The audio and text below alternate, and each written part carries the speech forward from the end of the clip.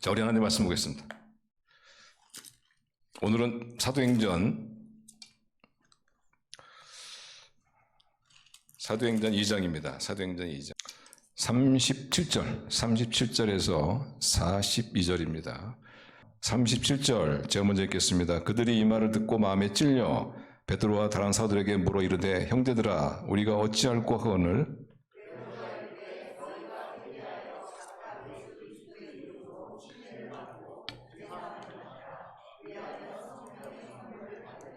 이 약속은 너희와 너희 자녀와 모든 먼 데사람 곧 우리 주 하나님이 얼마든지 부르신 자들에게 하신 것이라 하고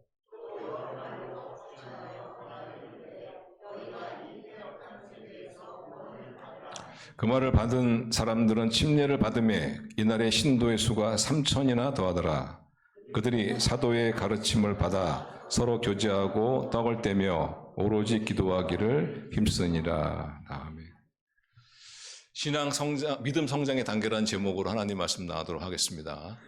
같이 신앙생활해도 어떤 분은 내 믿음이 자랐으면 좋겠다 하는 그런 생각이 있는 분이 있는가 하면 어떤 분은 내 믿음이 자라는 거에 대해서 그렇게 큰 관심을 갖지 않은 분, 심지어 내 믿음이 자라야 된다는 의식조차 하지 않는 그런 분들이 계시는 것 같습니다. 어떤 분이 건강한 분이냐? 첫 번째 분이 건강한 분이죠. 내 믿음이 자라야 되겠다. 우리 건강한 아이는 어떻게 해요? 내가 자라야 되겠다. 내가 빨리 자라야 돼. 이런 어떤 생각을 가지고 있지 않습니까?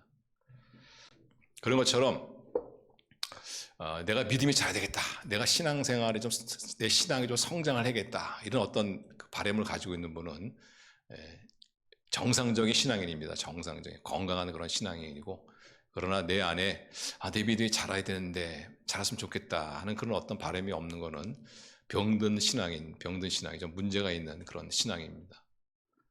근데 대부분 보면은 그래도 뭐 정도의 차이는 있지만은 믿음이 자라야 되는데 믿음이 자랐으면 좋겠다. 믿음이 자라면 누구한테 좋습니까? 본인한테 좋습니다. 본인한테. 믿음이 자란다는 것은 주님을 더 신뢰하게 되고 주님을 의지하게 되고 그 주님이 주시는 더 큰 축복과 은혜와 능력을 우리 체험하는 그런 신앙생활이기 때문에 믿음이 자라면 자랄수록 어떤 일이 생기느냐? 신앙생활이 재밌습니다. 재밌어요. 신앙생활이 재밌다는 것은 뭐냐면 제 믿음이 자라고 있다는 얘기예요. 근데 신앙생활이 자꾸 짐처럼 느껴지고 어떤 부담으로 느껴지고 이러면은 뭔가 지금 믿음이 정체되어 있는 거예요. 믿음이 정체되어 있는 겁니다. 그래서 이렇게 보면은 그래도 참 내 믿음이 자라야 된다. 믿음이 자라면 좋겠다는 그런 생각들은 다 있는 것 같아요. 그럼에도 불구하고 믿음이 자라지 않는다면 여러 가지 이유가 있지만 그중에 가장 큰 이유는 믿음에는 성장 단계가 있거든요. 성장의 단계가 있어요. 근데 이 단계를 모르기 때문에 그런 것이 아닌가 이렇게 생각합니다. 오늘하고 다음 주에 이어서 믿음의 세 가지 단계, 믿음 성장의 세 가지 단계에서 말씀을 나누는데 오늘은 첫 번째 단계하고 두 번째 단계하고 말씀을 나눕니다만 다음 주는 세 번째 단계 나누거든요. 믿음에는 우리는 그냥 시간이 지나면 믿어지겠지 이게 아니에요. 시간이 지나면은 내가 믿음이 나아지겠지 그렇지 않습니다. 믿음에는 단계가 있어요. 그 단계를 아셔야 돼요.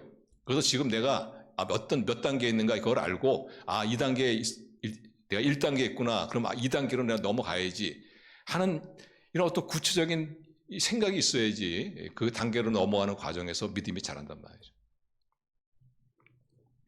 어떤 분 같은 경우는 믿음이 자기가 2단계에 있다고 생각해서 1단계를 거치지 않고 2단계로 그냥 바로 넘어갔다가 그만 좌절하고 실망하고 절망하는 그런 분이 있는가 하면 어떤 분 같은 경우에는 본인이 1단계에 있는데 2단계로 갈 생각은 안 하고 계속 1단계에 머물러 있는 거예요. 그러니까 어떻게 해요? 믿음이 정체되는 거지. 그 자리에서 그냥 계속 엎치락뒤치락 하는 거죠. 그러니까 믿음이 자라지가 않는 거란 말이에요. 그래서 믿음이 자라기 위해서는 믿음에는 성장 단계가 있다는 거, 세 단계가 있다는 걸 아셔야 돼요. 그래서 우리의 믿음 성장의 최고봉이 어디냐? 클라이맥스 어디냐? 바로 3단계. 3단계는 뭐냐? 개봉박도. 다음 주에 그거는 제가 말씀드려요. 왜냐하면 오늘 말씀도 여러분이 제대로 소화한 사람이 다음 주 말씀이 필요한 것이죠. 오늘 그래서 다음 주에 제가 말씀 나누기로 하고. 그래서 한번 여러분들이 오늘 말씀 들으시면서 내가 지금 믿음의 몇 번째 단계에 있는가 한번 살펴보시고 내가 지금 요 단계에 있으니까 그 다음 단계가 있구나. 그 다음 단계로 여러분이 넘어가시려고 애쓰시면서 거기서 믿음이 자라는 거예요. 믿음이 자라는 거예요. 오늘 본문에 보시면 믿음의 첫 번째 단계와 두 번째 단계가 나오죠. 믿음의 첫 번째 단계가 뭐냐? 바로 구원받는 단계입니다. 따라하겠습니다. 구원받는 단계. 이게 바로 믿음의 첫 번째 단계거든요. 이 구원받는 단계인데 구원도 받지 않는 사람이 그 다음에 단계로 막 넘어가려고 그 다음에 단계에서 막 뭔가 하려고 하니까 이게 되지가 않죠. 그러니까 절망하고 좌절하는 거예요. 자, 첫 번째 구원받는 단계. 우리가 말씀 계속 나누고 있지만은 사도 바울이 그 베드로가 성령 받고 그 복음을 전하지 않습니까? 그 복음의 주제는 간단하죠. 예수는 그리스도시요 주님이시다 하는 거였습니다.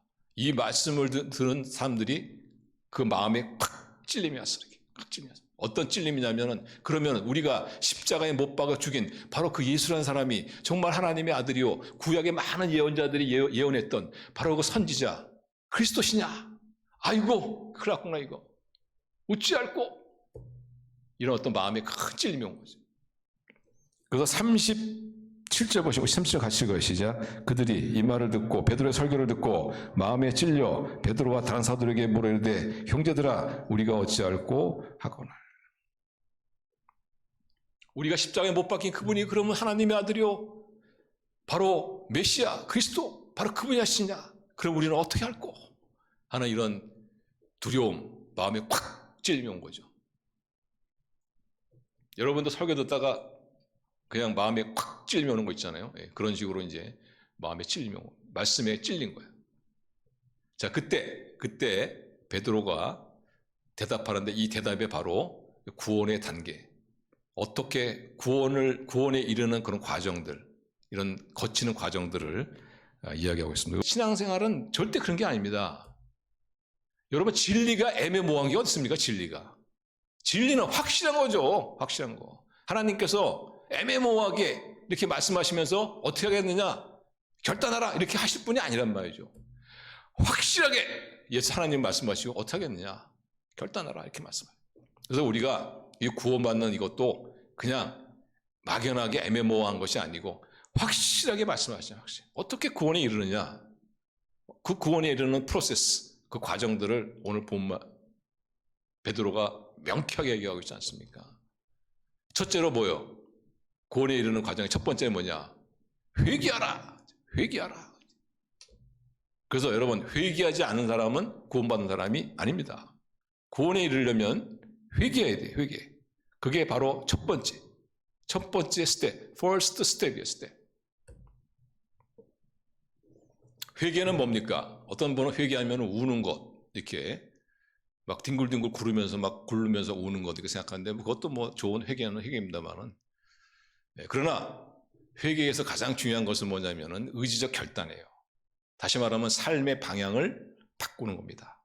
전에는 세상의 가치, 세상의 성공, 세상의 욕심을 따라 살아가는 인생이었다면 이제 그 방향을 턴어라운드 바꿔서 이제 하나님의 영광을 위해서, 하나님을 위해서, 하나님의 가치, 하나님의 뜻으로 살겠다고 삶의 방향을 바꾸는 것. 이것이 뭐냐? 회개단 말이에요. 그래서 여러분 그렇게 눈물을 많이 흘리고도 회개하지 않을 수가 있고요. 눈물 한 방울 안 흘리고도 회개할 수 있습니다. 포인트는 뭐냐? 내 삶의 방향을 바꾸는 거다.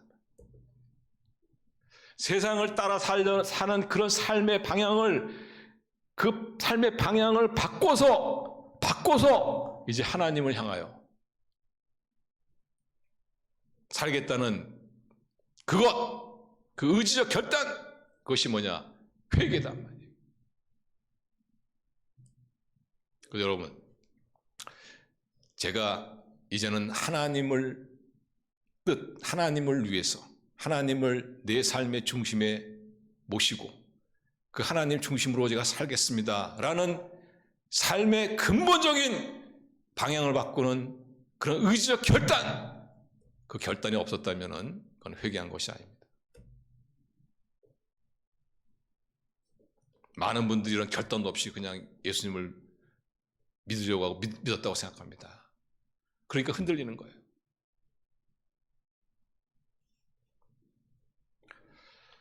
회개라는 것은 삶의 방향을 바꾸는 거예요.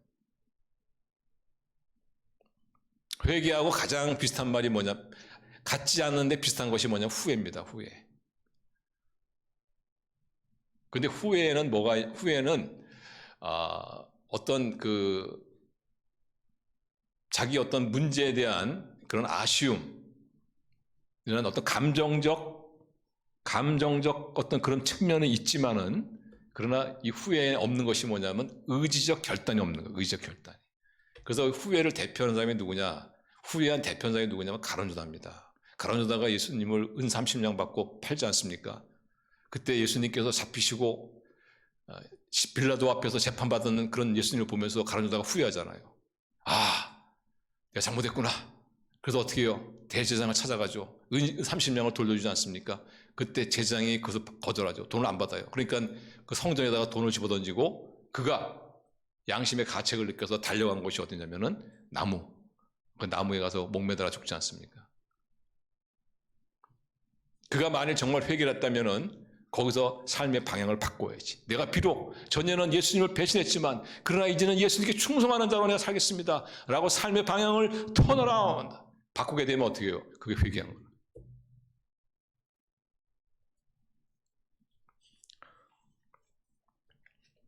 어떤 분은 회개에 대해서 굉장히 냉소적인 그런 분들이 있어. 아이 뭐 죄 짓고 회개하고 죄 짓고 지금 뭐 또 회개할 걸 뭐 하려고 또 죄 지을 텐데, 그러면 또 회개할 텐데 그거 뭐 하려고 또 회개합니까? 이렇게 생각하시는 분이 있어. 그러나 그분의 어떤 그런 냉소가 맞을 수도 있고 안 맞을 수도 있어요. 근데 이런 분이 있습니다. 어떤 분은 예수님 믿기 전인데 아주 인격이 참 훌륭하신 분들이 있어요. 참 친절하시고 자상하시고 따뜻하시고 뭐 좋은 환경 속에서 또는 부모님들의 많은 사랑을 받으면서 이렇게 해서 좋은 성품을 가진 분들이 있어.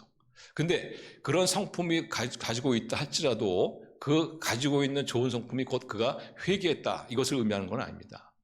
그분이 가지고 있는 그 좋은 성품이 예수님을 믿고 난 이후에도 똑같다면 10년, 20년, 30년도 똑같다면 그건 사실상 회개한 게 아니에요. 그냥 좋은 성품을 가지고 있는 것뿐이지. 그런데 어떤 분은 난폭한 삶, 아주 난잡한 그런 삶을 살았단 말이죠. 그런데 이분이 예수님을 믿고 나서 내가 이제는 좀 그런 난잡한 삶에서 벗어나야 되겠다. 나름대로 애를 쓰는데 워낙 오랫동안 난잡한 삶을 살았기 때문에 이게 바뀌지가 않단 말이에요. 그러면서 이분이 고민하면서 말이죠.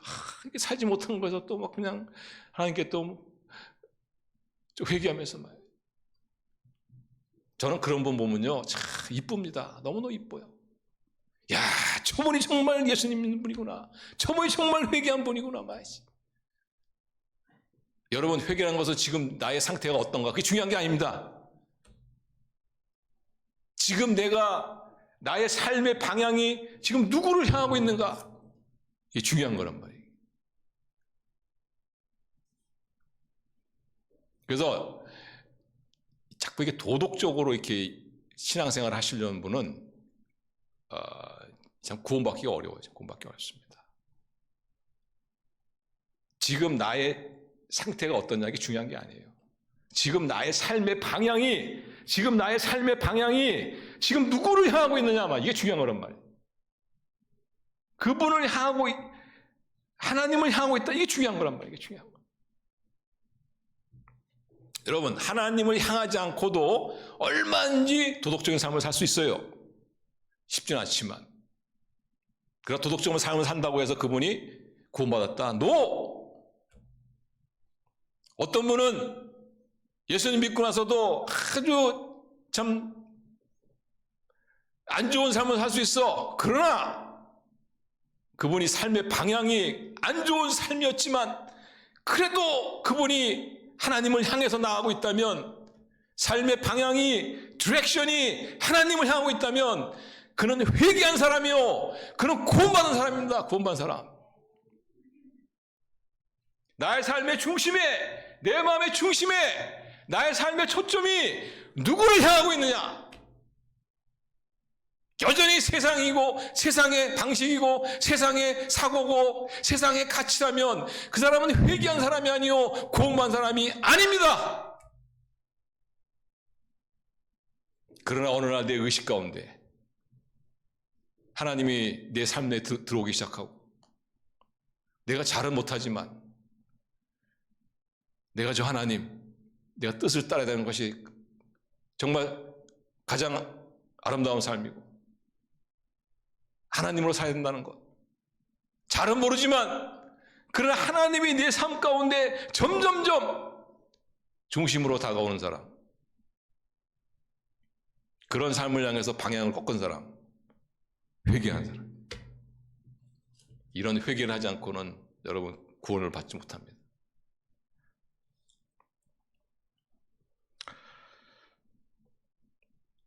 그래서 여러분, 나의 현재 상태가 중요한 거 하나도 없어요. 중요한 것은 뭐냐? 내가 지금 하나님을 향해서 그도 나가려고, 그도 내가 하나님을 의식하면서, 그도 내가 나름대로 하나님의 뜻, 하나님의 그런 사고, 하나님의 가치, 그런 것들을 내가 잘은 모르지만 그러나 그런 사람을 추구하고 있다. 이 사람은 회개한 사람이요 구원받은 사람입니다. 그래서 우리 하나님을 향해서만 분명히 여러분의 삶의 중심이 나가고만 있다면은 엎치락 뒤치락 하는 거 절대 여러분 걱정하지 마세요. 오늘 똑같은 죄를 짓고 내일 다시 또 회개하는 데 있다 절대 걱정하지 마세요. 괜찮아요. 괜찮습니다. 시간 문제야. 조금만 시간이 지나면 돼. 그거는 해결됩니다. 그러나 방향이 여전히 사망을 향해, 세상을 향해 있다면 그는 그 가운데 아무리 멋져 보이고 아름다워 보일지라도 그거는 회개한 삶이 아니에요. 그래서 하나님을 향해서 나의 삶이 분명히 바뀌어져 있다면, 거기에 초점이 맞춰져 있다면 반드시 그런 아름다운 그런 삶의 모습이 반드시 나타납니다. 그게 어떤 사람에게는 10년일 수 있고 어떤 20년일 수 있고. 그러나 중요한 것은 뭐냐면은 생명을 향해 이미 나의 삶의 방향이 정해져 있기 때문에 반드시 하나님의 생명과 역사가 나타나기 때문에. 그래서 여러분, 우리가 구원받으려면 회개하셔야 돼. 근본적으로 나의 삶의 방향을 바꿔야 돼. 어떻게 삶의 방향을 바꿉니까? 결단하는 겁니다. 주여! 내가 이제는 하나님을 위해서 제가 삶의 방향을 바꿉니다. 내가 옛사람에서는 그리스도와 함께 죽고 내가 이제 하나님을 향해서 하나님의 사람으로 살겠습니다 하는 삶의 방향을 의지적으로 결단. 그래서 신앙은 뭐냐? 결단이다.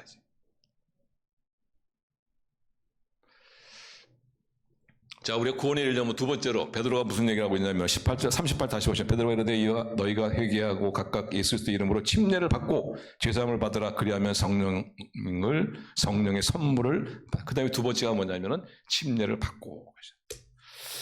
그 침례, 구원, 우리가 구원받으려면 침례를 받아야 된다, 이런 말씀드리면은 반드시 이런 의문을 가지고 있는 분이 있습니다. 그러면 침례가 구원의 조건이냐? 침례 받지 않으면 구원받지 못하느냐?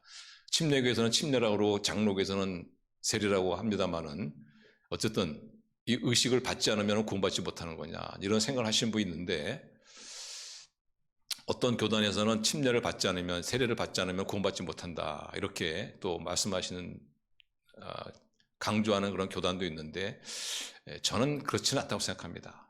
꼭 침례를 받지 않으면 구원받지 못한다, 이렇게는 저는 뭐 딱 단언하고 싶지는 않지만은, 그러나 침례는 굉장히 구원을 이루어가는 데서 중요한 것이라는 것은 분명합니다. 어떻게 할 수 있느냐? 예수님이 침례 받았어요. 그리고 예수님께서 교회의 마지막 주신 사명, 그거 갖다가 대사명, 그레이트 커미션이라고 하죠. 그레이트 커미션. 거기 보면 분명히 침례를 베풀고 침례를 주어라 라고 명령한 것을 볼 수가 있어요. 자, 마태복음 28장 19절 20절 같이 읽어요. 시작. 그러므로 너희는 가서 모든 민족을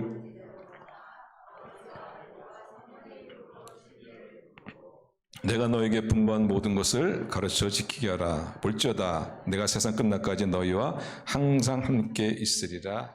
여기 보시면 분명히 예수님께서 말씀하시기로 침례를 줘라 이렇게 말씀하셨거든요. 그래서 베드로도 너희가 구원을 받으려면은 회개하고 그리고 침례를 받아라. 회개하고 예수님 영접하고 침례를 받아라. 이렇게 침례를 강조한 것을 볼 수가 있습니다.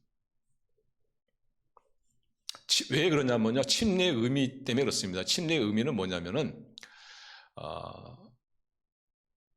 침례의 의미는 내가 옛사람과 내가 그리스도와 함께 옛사람에서 죽고, 침례라는 것은 물속에 들어간 거 아닙니까? 물속에 들어갔다 나오는 거잖아요. 그죠? 물속에 들어가면은 숨을 쉴 수가 없잖아요. 다시 말하면 죽었다 이겁니다. 무엇에 대해서? 옛사람에 대해서 나는 죽었다. 그죠? 그러나 물 밖에 나오면 숨을 쉬잖아요. 살았다. 이제 무엇에 대해서? 하나님에 대해서 살았다. 나는 이제 하나님의 아들로 살겠다. 하나님의 자녀로 살겠다. 그러니까 이 침례라는 것은 내가 옛사람에 대해서 그리스도와 함께 죽고, 그 다음에 내가 이제 그리스도와 함께 하나님의 자녀로 살겠습니다. 라는 이 신앙의 고백, 신앙 고백을 의식을 통해서 표현한 것이죠. 우리 기독교는 고백의 종교인 것을 믿으시기 바랍니다. 고백의 종교예요. 나 마음속으로 믿으면 되지. 너! 언제 하나님께서 마음속으로 믿어도 된다고 했습니까? 고백했단 말이에요. 고백해. 그래서 여러분, 그 로마 시대 때 수많은 크리스찬들이 뭐예요? Caesar is not my Lord. Jesus is my Lord. 황제가 나의 주가 아니고, 로마의 황제가 나의 주가 아니고, 예수 그리스도, 그분이 나의 주님이십니다. 이것 때문에 얼마나 많은 목숨을 잃었습니까? 기독교 신앙은 고백의 종교다. 그래서 이 침례라는 것은 우리의 신앙을 공개적으로 많은 사람들이 보는 앞에서 공개하고 고백하는 겁니다. 고백하는.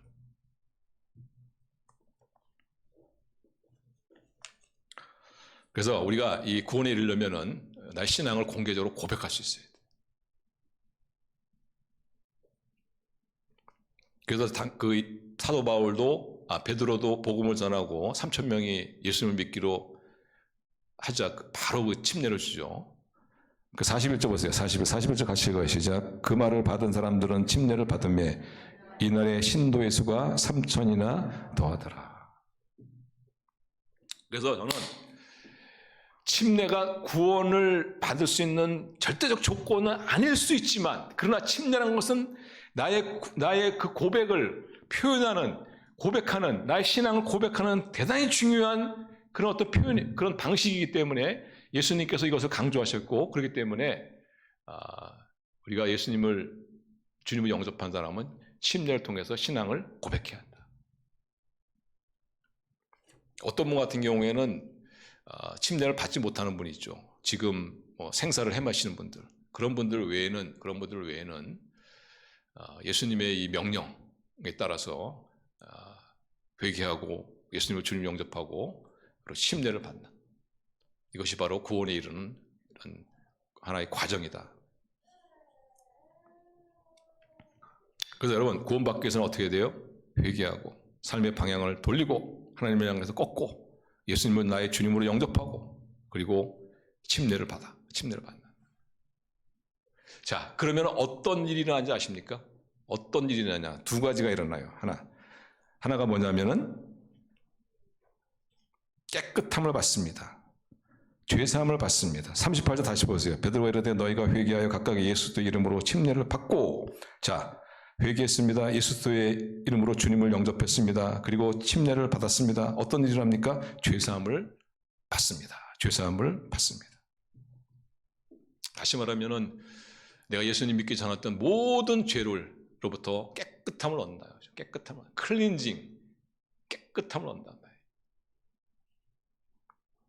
우리는 많은 죄를 짓잖아요. 하라는 거 하지 않고 하지 말라는 것만 골라서 하고, 마음으로, 생각으로, 행동으로, 말로 우리는 많은 죄를 짓지 않습니까? 그 모든 죄를 우리가 회개하고 예수님을 나의 주님을 영접하고 침례를 받는 순간에 깨끗하게 죄 용서를 받는다는 거예요. 어떻게? 깨끗하게, 완전하게, 과거에 내가 지었던 죄, 현재에 내가 짓고 있는 죄, 미래에 지을 모든 죄의 형벌로부터 완전한 구원을 받는다. 그것이 깨끗함을 입었다.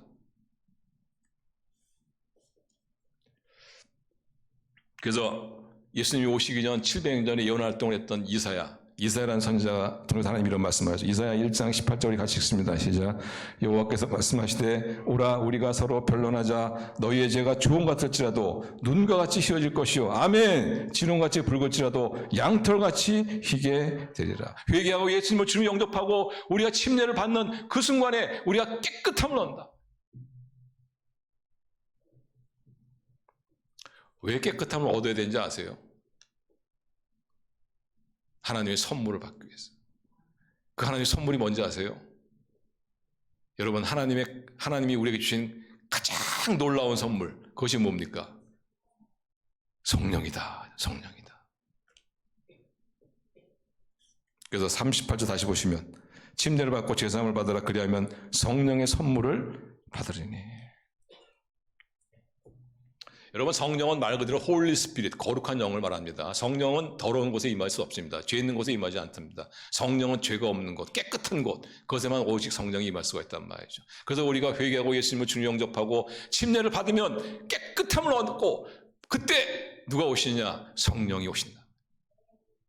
그래서 우리는 성령의 사람, 하나님의 사람, 구원받은 하나님의 백성, 하나님의 구원받은 자가 됩니다. 바로 이것이 1단계.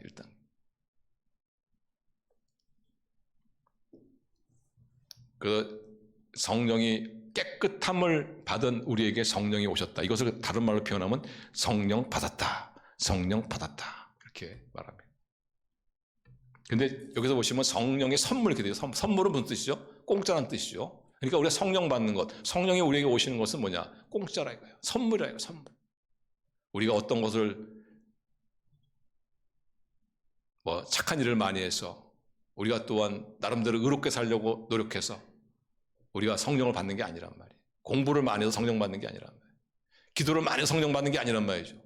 도르 땅 가서 성령 받는 게 아니란 말이죠. 어떤 도르 깨우쳐 성령 받는 게 아니란 말이죠. 성령 받는 사람은 누구냐? 깨끗함을 입은 사람.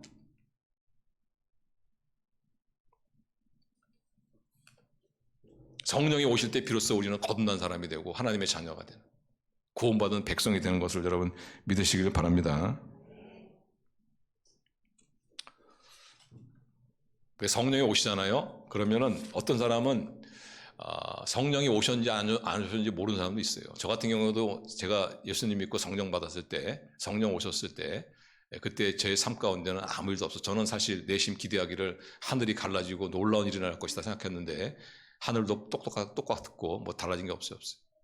근데 어떤 분 같은 경우에는 성령 받을 때 어떤 신비한 체험을 하시는 분도 있고 또 심지어 방언을 받는 분도 있어요. 그건 사람마다 다릅니다. 그렇지만은 방언을 받는 사람은 성령 받은 사람입니다. 이건 또 아니에요. 이건 또 아닙니다. 그러나 분명한 것은 뭐냐면 깨끗함을 입은 사람은 바로 성령이 오신다. 그때 비로소 우리는 하나님의 백성이 된다.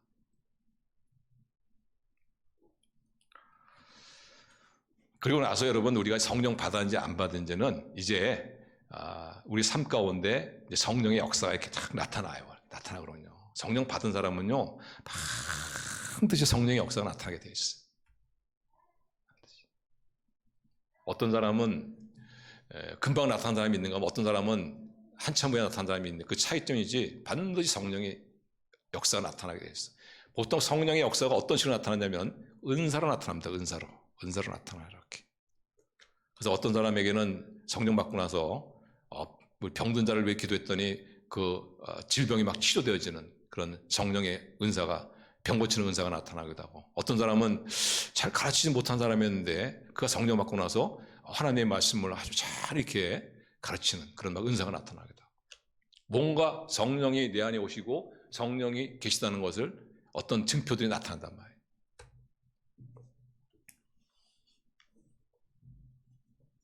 그래서 근데 어떤 사람에게는 왜 성령의 은사들, 성령이 계시다는 것들이 나타나는데 왜 어떤 사람이 나타나지 않느냐, 이런 또 의문도 있거든요. 근데 왜 나타나지 않냐면은 그분이 성령이 없어서가 아니에요. 성령은 계세요. 성령은 계시고 성령 받았어요. 근데 왜 성령이 계시다는 그런 증표가 나타나지 않느냐? 그것은 성령이 내 안에 계시다는 확신이 없어 그런 거야.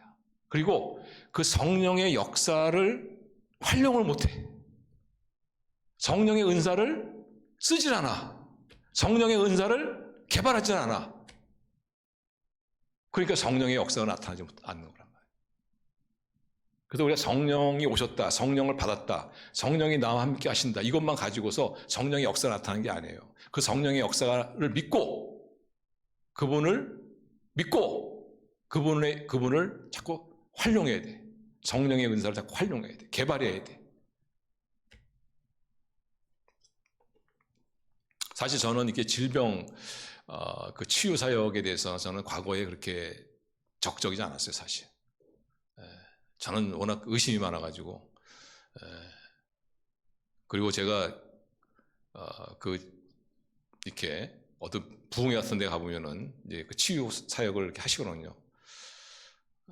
근데 휠체어 타고 들어갔다가 뭐 이렇게 하더니 일어나더니 막 몰아보더니 일어나가지고 막 할렐루야 했는데 나중에 보니까 또 휠체어 다시 또 앉아가지고 또 타고 나오더라고요. 그래서 저게 도대체 뭔 일인가 하고 제가 좀 의심이 많아가지고 저거 쇼하는 건가. 그래서 별로 나는 그 치유에 대해서 하나님 말씀은 전 절대 믿었어요. 하나님 말씀. 치유 사역에 대해서는 별로 제가 이렇게 관심이 없었는데, 근데 예수님을 연구하다 보니까 예수님 분명히 세 가지 사역을 하셨거든요. 가르치고 전파하고 치유하고. 예수님이 하셨는데 그 예수님 믿는 내가 그럼 나도 예수님이 사역에 나타나야 되지 않겠느냐, 이런 생각을 하게 된 거죠.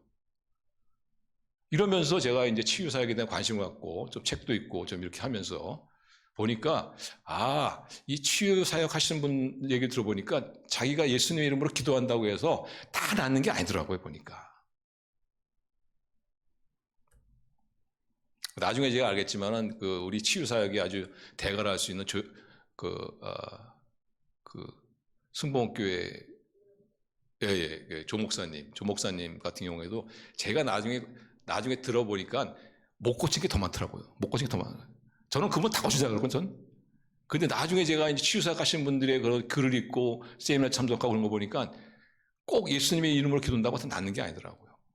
한 30%는 극적인 효과가 있고 한 40%는 그냥 좀 차도가 있고 한 30%는 전혀 없어요. 그 없는 대신에 뭐냐, 마음의 어떤 평안 이런 거 있더라고요. 그래서 요거 봐라, 이게 다 그렇구나. 나는 예수님 기도하면 타는 줄 알았는데 그게 아니라서 그렇구나 이게.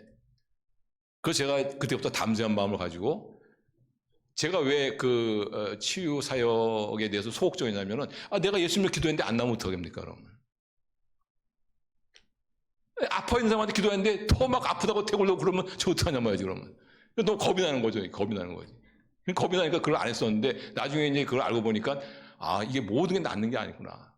거기서 제가 이제 마음에 좀 평안을 느끼고, 그 다음에 제가 이제 과감하게 주님의 이름으로 이제 기도하는 치유사역을 해야죠. 그런 가운데서 크고 작은 어떤 하나님의 치유를 체험하면서 이게 사용해야 되는 거구나. 사용해야지, 자꾸 개발돼야지 이 성령의 역사가 나타나는 것이지. 여러분, 성령은 우리가 많이 뭘 배운다고 깨우친다고 착한 일을 한다고 성령을 받는 게 아닌 걸 여러분 믿으시기 바랍니다. 오직 깨끗함을 입은 자, 회개하고 예수님을 주님으로 영접하여 침례를 받은, 그래서 깨끗함을 입은 자들은 다 성령이 오십니다. 그리고 그 성령의 역사는 우리가 얼마나 믿음으로 주장하느냐, 믿음으로 그걸 활용하느냐.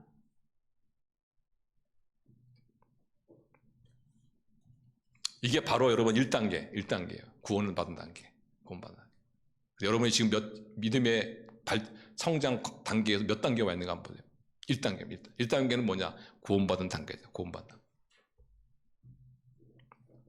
근데 문제는 뭐냐면 많은 사람들이 1단계에 머물러 있어요. 대부분. 다음 단계가 있는데 그 다음 단계를 나갈 생각을 안 합니다. 근데 예루살렘 교회를 보면요, 이 1단계에서 구원받은 단계에서 다음 단계, 즉 성장의 단계, 믿음 성장의 단계로 아주 자연스럽게 나가는 걸 볼 수가 있어요.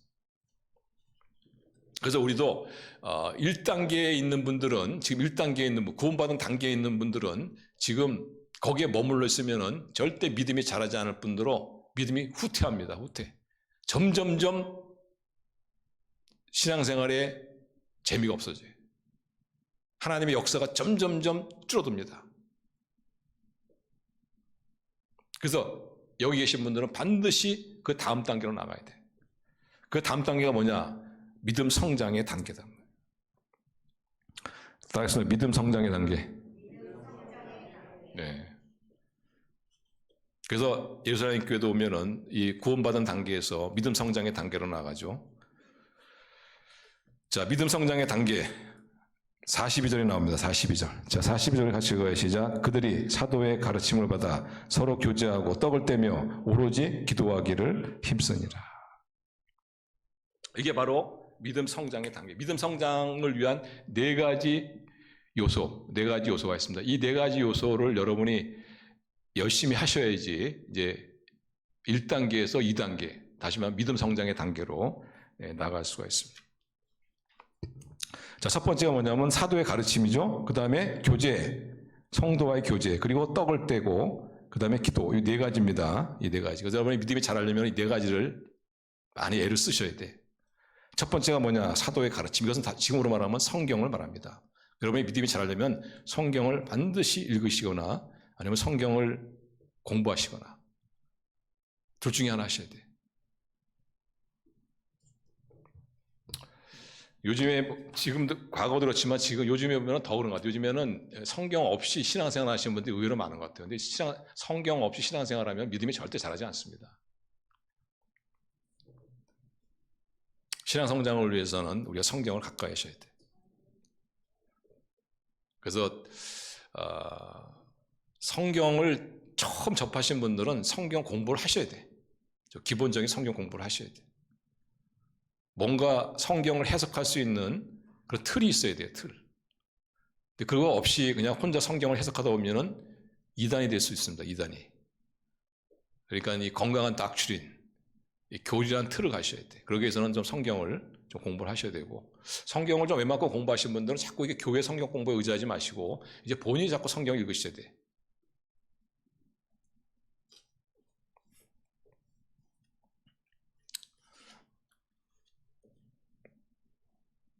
제가 아는 한 분은 이분이 신앙생활을 오래 하신 분이거든요. 근데 이상하게 믿음이 안 자라더라고. 근데 제가 나중에 이렇게 얘기하다 보니까 이분은 성경 공부를 한 번도 한 적이 없어요.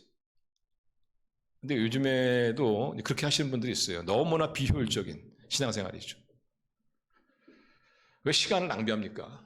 이왕 신앙생활 할 거면은 효율적으로 신앙생활을 하셔야지. 효율적인 신앙생활은 뭐냐? 하나님 말씀을 가까이 하는 것이다. 하나님 말씀을 읽고 규칙적으로 읽고 그 말씀을 묵상하고 그 말씀을 적용하고 이러면서 믿음이 자란단 말이에요. 우리가 아기들도 그렇지 않습니까? 아기들도 이게 모유나 우유를 먹어야지 성장하잖아요. 마찬가지로 우리도 이게 영적 양식을 취해야 되는데 그 영적 양식이 뭐냐? 그게 바로 말씀이라는 거예요. 하나님 말씀이라는 거예요. 그래서 하나님 말씀을 정기적으로 우리가 밥을 먹듯이 정기적으로 하나님 말씀을 양식을 취해야 돼. 그래야만 우리가 영적으로 성장할 수가 있어요. 영적으로 건강할 수가 있는 거예요.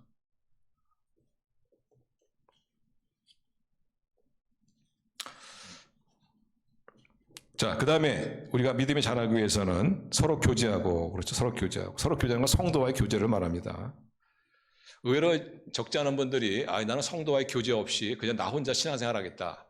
나 혼자 하나님께 기도하고, 나 혼자, 이렇게, 큐티하고, 이런 신앙생활 하겠다. 이렇게 이제 하시는 분이 있는데, 그런 분들 절대 신앙이 자라지 않습니다. Never! 절대! 100% 확신합니다. 왜냐? 왜 혼자 하면 신앙생활이 안 자라느냐? 왜 성도의 교제가 없이는 신앙이 자라지 않느냐? 하나님께 만드셨기 때문에. 자기 혼자 신앙생활을 하려고 하는 사람 또는 부부 둘이서 신앙생활을 하려고 하는 사람, 이런 사람은 어떤 식이냐면 불교식입니다. 불교식. 기독교식이 아니란 말이에요. 기독교는 성도와의 교제를 통해서 믿음이 자라게 되어 있어요. 그래서 우리같이 작은 교회는 굉장히 큰 장점이 있습니다. 왜냐하면 서로를 잘 아니까.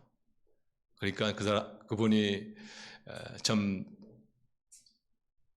말씀대로 살지 못할 때 권면해주고 바로잡아주고 또 기도해주고 그런 장이 반드시 필요합니다. 우리가 말씀을 읽잖아요. 말씀을 배우잖아요. 그럼 그것을 실천할 수 있는 장이 있어야지. 그 장이 뭐냐? 그게 교회입니다. 우리 교회는 또 목장이라는 곳이잖아요. 목장.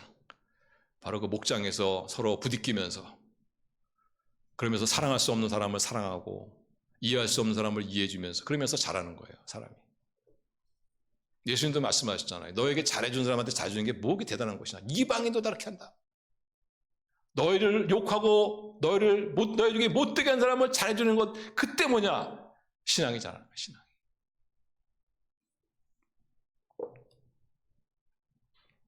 그래서 여러분들 뭐 그런 분이 계신지 안 계신지 모르겠지만, 여러분들 목장에서 또는 우리 교회에서 여러분 마음에 안 드신 분 있잖아요.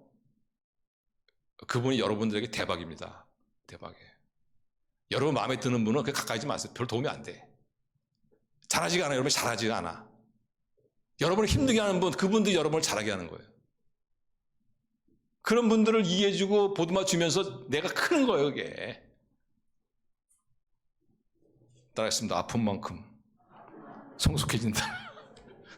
네, 복음입니다, 복음. 아픈 만큼 성숙해진다. 그래서 여러분을 참 힘들게 하는 분 있으면 할렐루야, 주님 감사합니다. 저 훌륭한 선생님을 저한테 보내주셨군요. 그래서 감사하시고 여러분, 그분들을 이해하고 포옹하고 그러면서 자라가시는 그런 저 여러분 될 수 있기를 바랍니다. 세 번째로 믿음이 자라기 위해서는 예루살렘 성도였던 것이 뭐냐면 음식을 먹는 거죠. 음식을. 여기 보시면 음식을 먹었다. 떡을 떼었다. 여기 떡이라는 것은 성찬식을 말합니다. 근데 초대교회에서는 성찬식을 할 때마다, 예배할 때마다 성찬식을 가졌어요. 그러니까 여기서 와서 떡을 떼는 건 다시 말하면 예배를 말합니다. 예배. 그래서 우리가 믿음이 자라기 위해서는 반드시 예배를 드셔야 돼. 예배 없이는 절대 믿음이 자라지 않습니다. 주일 예배는 반드시 드셔야 돼. 반드시 여러분이 들으셔야 돼. 여러분, 주일 예배를 여러분이 왜 들으십니까? 저를 위해서 들으십니까? 아니면 다른 어떤 분을 위해서 들으십니까? 여러분 자신을 위해서 드려야 되는 겁니다. 아니면 죽기 때문에.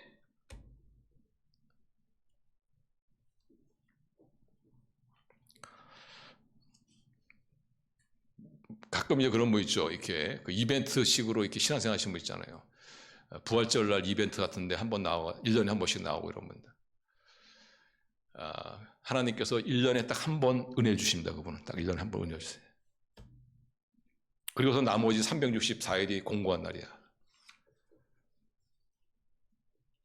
우리가 믿음이 자라기 위해서는 우리가 예배를 드리셔야 돼요.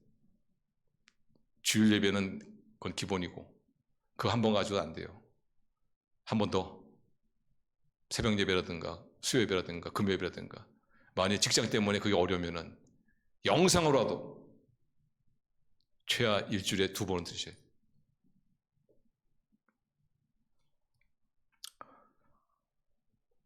제가 이렇게 말씀해도 안 하실 거예요, 아마 제 생각에는.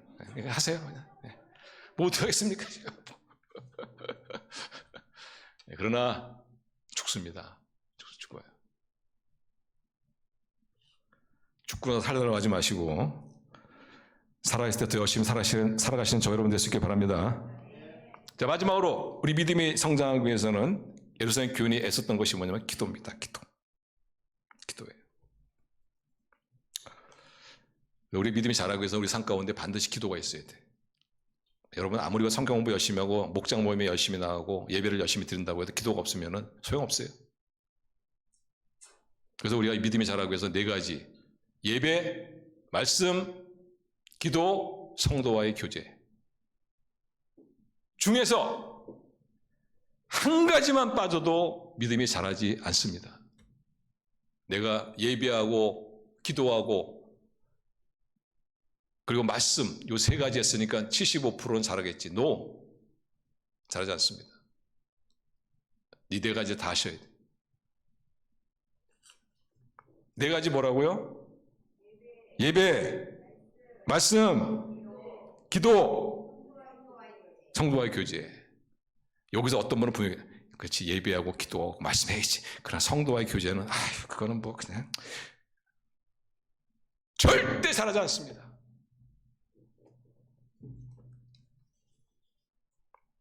자, 한번 보세요. 우리 구원받은 사람, 구원받으신 분들, 다음에 이제 이 2단계 성장, 믿음 성장의 단계로 나가셔야 되는데, 믿음의 성장하기 위해서는 이 네 가지 요소 우리가 나눴습니다. 여러분 한번 생각해 보세요. 내가 이 네 가지 요소를 내가 잘 균형을 잡히고 있는가, 균형을 잘 잡혀서 하고 있는가. 그렇지 않으면 어떤 한 곳에 균형을 잃어버린 것이 아니냐. 그 균형을 잃어버리는 것을 여러분 회복하셔야 돼요. 그래서 믿음이 자랍니다. 우리 성도님들, 우리 예수님 믿고 구원받으신 우리 성도님들, 거기에 다가 아니고 이 믿음 성장의 단계가 있다는 것을 여러분 아시고 믿음 성장의 단계에 올라서도록 여러분 애쓰시기 바랍니다. 열심히 하나님 말씀 가까이 하시고 예배, 여러분이 꼭 드려야 될 예배는 꼭 드리시기 바랍니다. 그리고 성도와의 교제 절대로 소홀히 하지 마세요. 대단히 중요합니다. 적어도 여러분 우리 교회에 나오셨을 때 성도와의 교제에 애쓰시고 뿐만 아니라 우리 목장에 참석, 목장 교제도 열심히 하셨어요. 그 다음에 기도, 제가 부탁드린 것은 하루에 20분 기도. 이 네 가지의 성장 요소들을 여러분이 균형 잡게 잘 하셔서 정말 여러분의 믿음이 쑥쑥 자라고 그 믿음의 성장을 통해서 여러분의 영의 세계가 더 활짝 열리고 정말 하나님이 우리의 삶의 중심이 되시고 우리를 다스리시는 하나님의 놀라운 통치, 우리 삶 가운데 성령의 초자연적인 역사, 인간의 힘으로는 할 수 없는 그런 하나님의 놀라운 역사들을 우리 체험하시는 하나님 나라의 아름다운 일꾼으로 쓰임받으시는 그럼 우리 믿음의 귀한 종들 되시기를 주님의 이름으로 축원합니다. 기도하겠습니다.